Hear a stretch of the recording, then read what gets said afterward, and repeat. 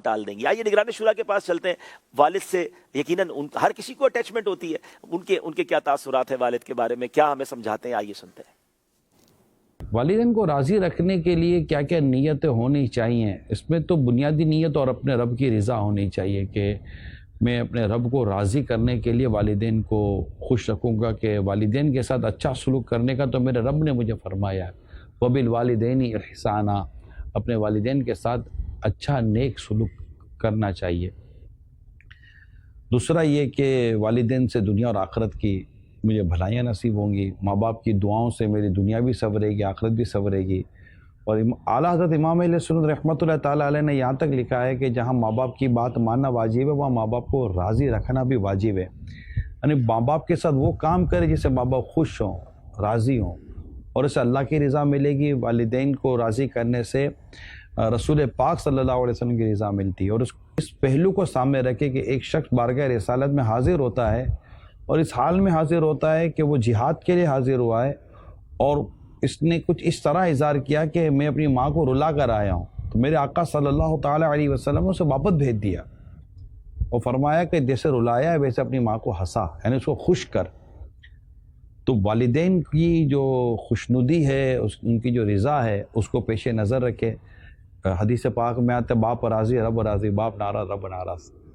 تو بالکل والدین کو خوش کرنا چاہیے, خوش رکھنا چاہیے, اور ان کو اس میں مطلب کہ آدمی کلوز آئی سے دیکھے اور اس پہ تھوڑا سا غور کرنے کی عادت پیدا کرے کہ میرے ماں باپ کس چیز سے خوش ہو رہے ہیں, تو انشاءاللہ اس کے لیے بڑے راستے کھلیں گے. ظاہر ہے یہ تو اس میں آپ بھی سنتے رہتے ہوں گے کہ یہ سب اسی صورت میں ہے کہ جب اللہ کی نافرمانی نہ ہوتی ہو, اور اللہ کی فرما برداری والے کاموں کے ساتھ ماں باپ کو خوش کرنا چاہیے, خوش رکھنا چاہیے. پھر دیکھیں دنیا اور آخرت کی بھلائیاں, کامیابیاں کس طرح بڑھ بڑھ کر آپ کے قدموں کو بوسہ لیتی ہیں.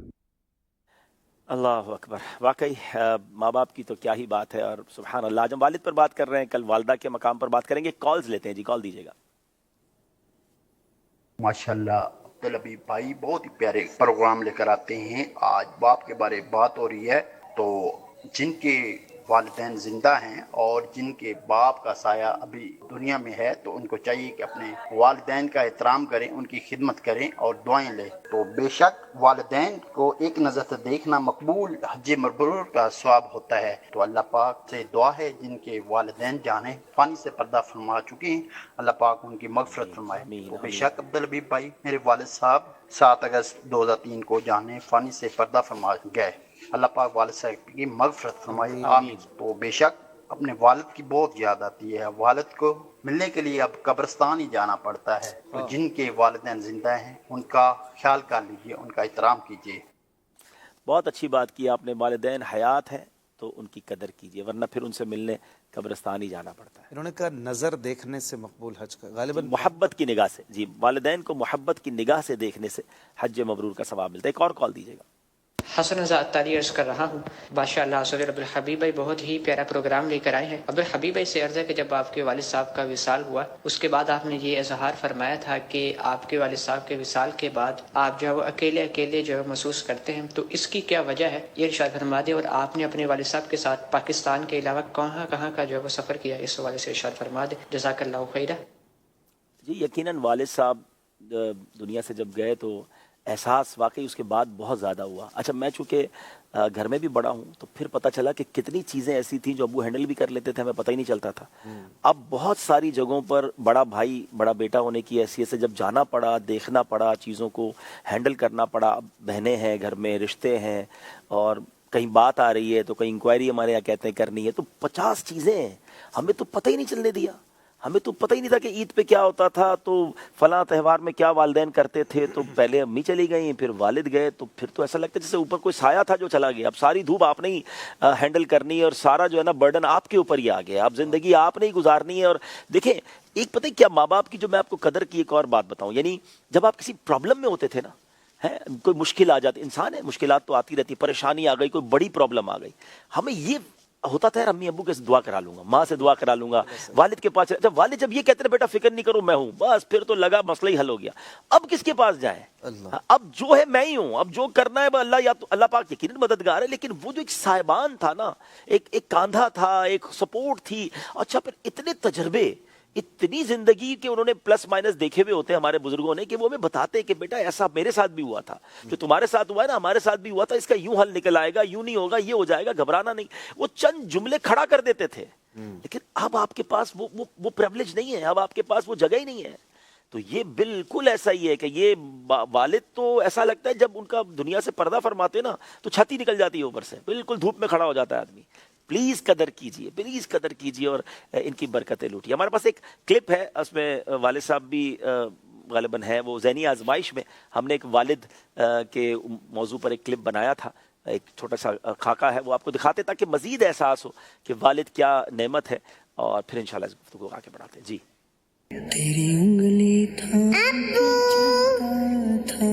بابا پاپا, یہ کتنے میٹھے جملے ہیں نا. آج ہم جو کچھ ہے وہ اپنے والد کی وجہ سے, بچپن میں ہماری طرف مسکرا کر دیکھتے تھے, جیسے گھر میں داخل ہو فوراً ہماری طرف آتے تھے, کام سے جلدی آ جاتے تھے کہ کہیں میرے بچے سو نہ جائیں. اور آج ہم کہتے ہیں کہ ابو کی سمجھ میں نہیں آ رہے, یاد رکھیں باپ ہوتا ہے, کیا ہمارے ابو کا دل نہیں چاہتا کہ ہم بھی ان کو ہنس کے دیکھیں, ان کے پاس بیٹھے. آج یہ کیا ہو گیا, دل دکھانا چھوڑ دے ماں باپ کا, ورنہ ہے اس میں خزانہ آپ کا. کر لے توبہ رب کی رحمت ہے بڑی, کر لے توبہ رب کی رحمت ہے بڑی, اوپر میں ورنہ سزا ہوگی کڑی. میرے آگے مسکراتے تھے بابا,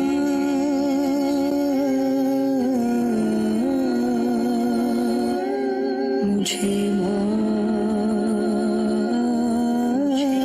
کر دو بابا,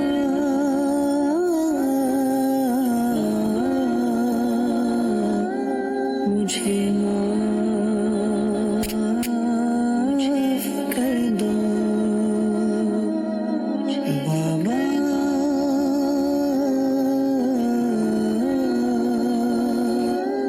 مجھے معاف کر دو. اسلامی بھائیو, یقین جانیے آج دنیا میں ہم جو کچھ ہیں اپنے ماں باپ کی وجہ سے ہیں. خوش نصیب ہیں وہ لوگ جن کے والدین اور بالخصوص والد حیات ہیں. والدہ کی بات تو واقعی کی جاتی ہے اور کرنی بھی چاہیے, والدہ ہوتی ہے, مگر جن کے والد سر پر ہے نا وہ ایک رحمت کا سائبان ہیں. انہوں نے ہی انگلی پکڑ کر ہمیں یہاں تک پہنچایا ہے, ہمیں اپنے نوالے کھلائے ہیں, اپنی خواہشیں مار کر ہماری خواہش پوری کی ہے. پوچھئے ان سے جن کے والد نہیں ہیں. آج خاندان جڑا رہتا ہے ماں باپ کی وجہ سے, جب یہ چلے جائیں تو گویا بکھر سا جاتا ہے. قدر کیجئے اپنے والدین کی, والدین کو دیکھنا بھی عبادت ہے. محبت کے ساتھ ان کا دیدار کیجئے تو حج مبرور کا ثواب ملتا ہے. دعائیں دیجئے, خدمت کیجئے اور ان کا دامن تھامے رہیے. اللہ اکبر, اللہ اکبر. اللہ پاک جن کے والدین دنیا سے چلے گئے ان سب کی مغفرت فرمائے. اور یقیناً میری زندگی میں بھی میرے والد صاحب کا بہت بڑا کردار ہے, اور کئی بار میں بیان کر چکا ہوں کہ کس طرح انگلی پکڑ کے وہ اس ماحول میں لائے اور اپنے ساتھ رکھا, امیر اہل سنت کے حوالے کیا. اللہ ان کو غریق رحمت فرمائے, ان کے نیک اعمال اپنی بارگاہ میں قبول فرمائے. انہوں نے واقعی احسان کیا, اور میں ان کی قبر پہ جب جاتا ہوں تو ایک جملہ ضرور کہتا ہوں کہ یا اللہ میرے محسن ہیں یہ, ان پر خاص رحمت فرمانا. اشفاق بھائی آپ کا بھی والد صاحب سے تعلق کافی رہا, آپ کو بالکل بیٹے کی طرح آپ کی تعلق ہے. الحمدللہ. دعا فرمائے اللہ انہیں صحت عافیت دے, اور یہی دینی ماحول میں لانے کا سبب بھی بنے اور بچپن سے ہی انہوں نے جی اس مدنی ماحول کے ساتھ باندھ دیا۔ بالکل آپ کے والد تو صاحب وہی بھی بات کے کر کے دکھایا، بولا نہیں ہاں، کبھی منہ سے، ماشاء اللہ۔ مفتی قاسم صاحب والی بات کہ کر کے جو دکھایا تو بچے خود ہی واہ، پیچھے پیچھے لگ واہ جاتے واہ ہیں۔ واہ واہ، ماشاء اللہ، اللہ ان کو صحت دے، آمین۔ ان کا سایہ سلامت رکھے۔ لکی ہیں وہ بچے، واقعی لکی ہیں جن کے ماں باپ حیات ہیں۔ میں 2 حدیثیں سناتا ہوں آپ کو، والد کی کیا بات ہے، سبحان اللہ۔ اللہ کے حبیب علیہ الصلوۃ والسلام نے فرمایا باپ جنت کا درمیانی دروازہ ہے، واہ، تیری مرضی ہے اس کی حفاظت کر یا اسے چھوڑ دے، سبحان اللہ۔ ایک اور جگہ فرمایا بیٹا اپنے باپ کا حق ادا نہیں کر سکتا، جو ابھی تھوڑی دیر پہلے ہم بات کر رہے تھے نا، یہاں تک کہ بیٹا اپنے باپ کو غلام پائے اور اسے خرید کر آزاد کر دے۔ تو ایسا تو ہوتا نہیں ہے کہ باپ غلام ہو اور بیٹا اسے خریدے کہیں سے اور آزاد کرے، کیونکہ باپ نے اسے زندگی دی ہے نا، وہ دنیا میں آیا ہے، وجود اسے باپ کی وجہ سے ملا ہے، بیٹا تو اس کو آزاد نہیں کر سکتا یا اس کو دوبارہ وجود نہیں دے سکتا، تو حق تو ادا ہو ہی نہیں سکتا۔ جو کہتے ہیں نا ابو اور کتنا کروں آپ کے لیے، ارے کچھ بھی نہیں کیا، سب کچھ بیچ دو اپنا، تو ماں باپ کا حق ادا نہیں ہو سکتا۔ اور میں آپ کو ایک اور بات بتاؤں، بڑھاپے میں نا ایک بات سمجھیے، لسننگ پاور کم ہو جاتا ہے، انڈرسٹینڈنگ لیول کم ہو جاتا ہے، ریکگنائزیشن مشکل ہو جاتی ہے۔ یعنی آپ یوں سمجھے کہ 60 سال کے بعد بندہ جو ہے واپس چلا جاتا ہے 6-7 سال کی عمر پہ۔ اب آپ سمجھ لیں آپ کا 5-6 سال کا بچہ ہے، اس کو نہیں سمجھ آتا تو آپ ڈرتے نہیں ہیں اس سے، وہ بار بار پوچھتا ہے تو آپ اریٹیٹ نہیں ہوتے، وہ ضد کرتا ہے تو آپ کو برا نہیں لگتا۔ اب بالکل اپنے ماں باپ کو 60 کے بعد ویسا سمجھ لیں، آپ ایزی ہو جائیں گے۔ اچھا، آپ امیجن کر لیں کہ میں 6 سال کے بچے سے بات کر رہا ہوں، اب وہ دوبارہ کہیں گے آپ کو برا نہیں لگے گا، وہ ضد کریں گے آپ کو، وہ ڈانٹیں گے تو آپ کو، بچہ بھی نہیں کہتا میں نے نہیں ابو میں نے آپ سے نہیں بات کرنی، تو آپ کو برا نہیں لگ رہا ہوتا، وہ رو بھی رہا ہوتا تو آپ کو برا نہیں لگ رہا۔ تو آپ اپنے والد کو 60 کے بعد 0 ہٹا دیں اور 6 سال کا بچہ سمجھ لیں، اب آپ انجوائے کریں، اب ان کی خدمت کریں، اب ان کی باتوں کو برا نہ مانیں، ورنہ وہاں لڑائی شروع ہو جاتی ہے بیٹے اور باپ کے درمیان کہ وہ ابو آپ بار بار سوال کرتے ہیں، بار بار ٹوکتے ہیں اور جناب جو ہے وہ ضد کرتے ہیں۔ ارے وہ اب اس عمر میں پہنچے کہ ان کو سننا مشکل، سنائی مشکل دے رہا ہے، سمجھ میں تھوڑا ڈیفیکلٹ ہو رہا ہے، آپ ان کی خدمت گار بن جائے جس طرح 5-6 سال کے بچے کے خدمت گار تھے۔ ورنہ اگر یہ والا حال آپ نے رکھا کہ ان کی ہر بات آپ کو بری لگنے لگی تو پھر آپ نافرمانی کی طرف چلے جائیں گے، آپ ان کو معاذ اللہ سے جملے کہنے لگ جائیں گے جو بالکل گوارا نہیں ہے۔ تو آپ بالکل اچھا اس عمر میں خدمت کی ضرورت ہے نا، پیسے بھی چاہیے ہوتے ہیں، دوائی دلانی ہے، ڈاکٹر کے پاس لے جانا ہے۔ سچ بتاؤں اولاد کے پیسوں کا نصیب ہے کہ وہ ماں باپ پر خرچ ہو جائے۔ کبھی یہ مت کہنا یہ میرے ہیں، واللہ واللہ آپ جب ماں باپ پر خرچ کرو نا، آپ اللہ کا شکر بھی ادا کرو، یا اللہ یہ دن تو نے مجھے دکھائے کہ میں اس قابل بنا کہ میری کچھ رقم، میری کیا وہ بھی ماں باپ کی وجہ سے ملی، لیکن میں اب خرچ کر رہا ہوں۔ ساری زندگی تو انہوں نے خرچ کیا نا، فرام دا ڈے 1۔ آپ بتاؤ اب تک ہم یہاں تک پہنچے، کھلانا پلانا، لباس، تعلیم، ہمارا گھومنا پھرنا، ہماری خواہشیں، سب کچھ کس نے خرچ کیا؟ اگر اس کا حساب تو کرو تو کتنے بنتے ہیں؟ آج تمہیں تھوڑے سے خرچ کرنے کی باری آئی تو کہتے ہو میرے، اللہ اکبر، یہ بھاگ جاگیں تمہارے پیسوں کے جو ماں باپ پر خرچ کرنے کا موقع ملا۔ ورنہ کئی ماں باپ پتہ ہے کیسے کہ وہ خدمت کا موقع دینے سے پہلے ہی چلے جاتے ہیں۔ کئی بندوں کو، بچوں کو ماں باپ کی خدمت کا موقع ہی نہیں ملا، وہی خدمت کرتے رہے، وہی بچوں کی خدمت کرتے کرتے چلے گئے، بچوں کو تو ٹرن ہی نہیں آئی۔ میں کئی بار بتاتا میری والدہ کا جس رات وصال ہوا اس رات بھی کھانا انہوں نے بنایا تھا۔ یعنی آپ سوچو، خیر ان کا تو ایک وہ دعا تھی جو قبول ہو گئی کہ یا اللہ مجھے کسی کا محتاج نہ کرنا، اور وہ ایک جملہ بڑا عجیب کہتی تھی کہ مجھے اپنے بچوں کا بھی محتاج نہ کرنا۔ میں نے کہا یہ آپ کیسی دعا کرتی ہو؟